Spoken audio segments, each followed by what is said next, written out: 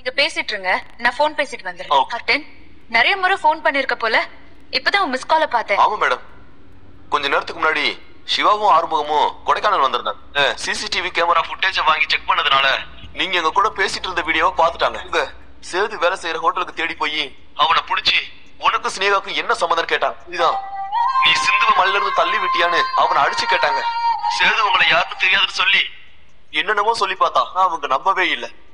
அவனை போலீஸ்ல hand over பண்றேன்னு அவனை கூட்டிட்டு போயிட்டாங்க. உங்க போலீஸ் ஸ்டேஷனுக்கு கொண்டு போய் ஹேண்ட் ஓவர் பண்றதுக்கு முன்னாடி எப்படியாவது அவனை காப்பாத்துங்க மேடம். பயத்துல உண்மையை சொல்லிட்டானா நீங்க மாட்டிப்பீங்க. அது மட்டும் இல்ல, அந்த வீடியோ உள்ள ஹார்ட் டிஸ்க் இருக்கு.